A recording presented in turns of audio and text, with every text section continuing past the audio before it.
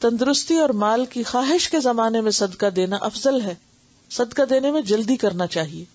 عن ابی ہریرہ رضی اللہ عنہ قال جاء رجل الى النبي صلی اللہ علیہ وسلم فقال یا رسول اللہ ای الصدقۃ اعظم اجرا قال ان تصدق وانت صحیح شحیح تخشى الفقر وتأمل الغنى ولا تمهل حتى اذا بلغت الحلقوم قلت لفلان كذا ولفلان كذا وقد كان لفلان رواہ البخاری. حضرت ابو ہریرہ رضی اللہ عنہ سے روایت ہے کہ ایک آدمی نبی صلی اللہ علیہ وسلم کی خدمت میں حاضر ہوا اور عرض کیا ہے اللہ کے رسول صلی اللہ علیہ وسلم کون سا صدقہ اجر میں افضل ہے؟ آپ نے فرمایا وہ صدقہ جو تو تندرستی کی حالت میں کرے، تجھے غربت کا خوف بھی ہو اور دولت کی خواہش بھی، یعنی اپنے حالات بہت اچھے نہ ہوں. اور یاد رکھو صدقہ کرنے میں دیر نہ کرنا، یعنی یہ نہ سوچنا کہ اچھے حالات ہوں گے پھر کریں گے. کہیں جان حلق میں آ جائے اور پھر تو کہے کہ فلاں کے لیے اتنا صدقہ اور فلاں کے لیے اتنا، حالانکہ اس وقت تو تیرا مال غیروں کا ہو ہی چکا. اب تو تم نہ بھی کہو تو انہیں کو ہی ملے گا. تو بہتر ہے کہ جب صحت ہے، زندگی ہے، موقع ہے، اس وقت کر لو تاکہ کل کام آئے. مسلمان کے باغ یا کھیت سے جانور جو کھا جائیں وہ صدقہ ہے. ان انس بن مالک رضی اللہ عنہ قال قال رسول اللہ صلی اللہ علیہ وسلم ما من مسلم یغرس غرسا او یزرع زرعا فیأکل منه طیر او انسان او بہیمة الا کان له به صدقة متفق علیہ واللفظ للبخاری. حضرت انس کہتے ہیں کہ رسول اکرم صلی اللہ علیہ وسلم نے فرمایا کوئی مسلمان نہیں جو درخت لگائے یا کھیتی سینچے پھر اس سے انسان یا پرندے یا چارپائے کھائیں مگر وہ اس کے لیے صدقہ ہے. اسے بخاری اور مسلم نے روایت کیا ہے. یعنی انسان کی کوشش ضائع نہیں جاتی. کوشش کرنے والا کوشش کرے، خواہ دنیا میں اس کوشش کا نتیجہ اس کی مرضی کے مطابق نکلے یا اس کی مرضی کے خلاف.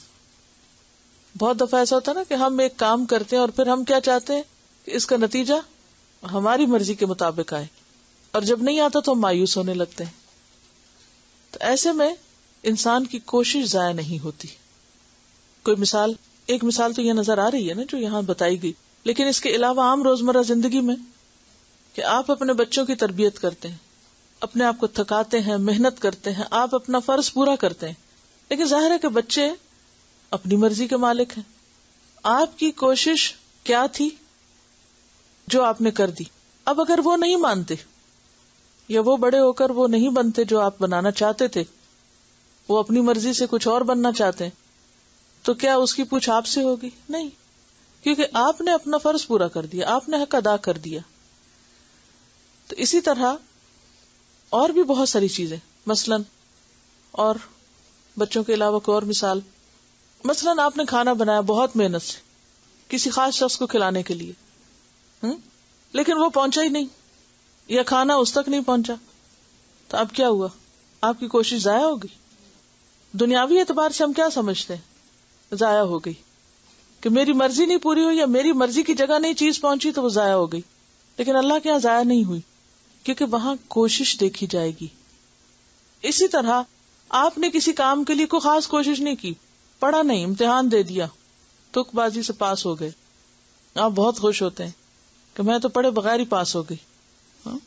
اب اس میں اصل چیز کیا ہے؟ پاس ہونا نہیں دیکھا جائے گا، کوشش دیکھی جائے گی کہ آپ کی کوشش کیا تھی. اور اسی طرح باقی زندگی کے بھی سارے کام، کوئی بھی کام اگر آپ اپنا حق ادا کر دیتے ہیں پھر بھی نہیں کام ہوتا تو کبھی مایوس نہ ہو، کبھی دل چھوٹا نہ کریں، کبھی بے صبری نہ کریں. آپ نے اپنا فرض پورا کر دی. بہت سارے لوگ چیزوں کے پیچھے پڑ جاتے ہیں کہ ہم نے یہ بزنس کیا، نفع کیوں نہیں نکلا، ہم نے فلاں کام کیا، نتیجہ کیوں نہیں سامنے آیا. بھئی نہیں آنا تھا، نہیں آیا، نتیجہ آپ کے ہاتھ میں تھوڑی ہے، آپ کے ہاتھ میں کوشش ہے، آپ کرتے چلے جائیں. تو یہاں بھی کیا بتایا کہ کوئی مسلمان جو درخت لگائے یا کھیتی سینچے یعنی پانی لگائے زمین کو، اور پھر اس سے پرندے یا چارپائے یا انسان کوئی بھی کھائے، وہ سب اس کے لیے صدقہ ہے، کیونکہ اس کی محنت کا کھا رہے ہیں سب. اب ہم کہیں کہ اوہو بلی کھا گئی تو ضائع ہو گیا، نہیں، ضائع نہیں ہوا، کسی نے بھی کھا لیا، کوئی بھی چیز کوئی بھی لے گیا، تو فوراً نیت کیا کرنی چاہیے؟ حتیٰ کہ اگر کوئی چور بھی لے جائے کبھی کوئی چیز زندگی میں، ہوتا ہی ہے نا، کبھی انسان کی کوئی چیز چرائی جاتی ہے یا کوئی کھو جاتی ہے چیز یا ٹوٹ جاتی ہے، کچھ بھی ہو جاتا ہے، تو انسان کو کیا سوچنا چاہیے کہ ٹھیک ہے وہ بھی استعمال کرے گا، ثواب تو مجھے کو نہیں، چیز میری تھی، میرے ثواب اور اجر میں تو کمی کوئی نہیں ہوگی جی. لیکن طریقہ بہرحال غلط ہے. اس سے یہ مطلب نہیں کہ چوری اچھی چیز ہے، اس کا مطلب یہ ہے کہ اس نے تو جو برا کرنا تھا کیا، مگر آپ اپنا دل نہیں چھوٹا کریں. بہت سے لوگ خوش رہنے کا راز نہیں جانتے. خوش رہنا کس چیز میں ہے؟ اللہ کی رضا کے آگے سر تسلیم خم کرنا، اپنی سی کوشش کرنا اور باقی نتیجہ اللہ پہ چھوڑ دینا، یہ ہے خوشی کا راز. اکثر لوگ جو کڑتے جلتے مرتے رہتے ہیں، جی جی کے مرتے اور مر مر کے جیتے ہیں، اس کے پیچھے وجہ یہ ہوتی ہے کہ وہ زندگی کا نقشہ خود بنانا چاہتے ہیں، چیزوں کو اپنی مرضی کے مطابق ڈھالنا چاہتے ہیں، جبکہ یہ ممکن نہیں ہے. آپ کے لیے کیا ممکن ہے؟ کوشش، اور بس. آپ کی کیا دیکھی جائے گی؟ کوشش. آگے چاہے نتیجہ الٹ ہو، مثلاً ایک شخص صدقہ لے کے نکلا اور وہ چور کے ہاتھ لگ گیا، ایک بری عورت کے ہاتھ لگ گیا، تو وہ پریشان ہوا کہ میرا صدقہ تو گیا. تو اس کو بتایا گیا کہ ہو سکتا ہے چور چوری چھوڑ دے تمہارے صدقے کی وجہ سے، زانیہ عورت زنا چھوڑ دے تمہارے صدقے کی وجہ سے، تمہارا نہیں ضائع ہوا. تو اگر ہمارے دل کے اندر یہ سکون آ جائے نا کہ ہماری کوشش ضائع نہیں ہوئی، تو آپ دیکھیں آپ سب سے زیادہ ہوپ فل انسان اور سب سے زیادہ خوش اور مطمئن انسان ہو جائیں گے زندگی میں. اور جب تک آپ کے اندر یہ عادت نہیں آتی، آپ کہیں پر بھی چین نہیں پا سکتے، کہیں بھی. اچھے حالات ہو تب اور برے حالات ہو تب انسان کو سب سے زیادہ دلچسپی جس چیز سے ہونی چاہیے وہ اپنے آپ سے، کہ میں کیا کر رہا ہوں، میں اپنا فرض پورا کر رہا ہوں، میں اپنا حق ادا کر رہا ہوں، میں اپنی کوشش کر رہا ہوں. اگر وہ نہیں تو یہاں فکر کی ضرورت ہے، یہ غم کھانے کی ضرورت ہے کہ میں نے اپنا وقت ضائع کر دیا. سب سے زیادہ اگر افسوس ہو تو اس بات پر ہو کہ میں نے اپنی صلاحیتیں برباد کی اور اپنا وقت ضائع کیا.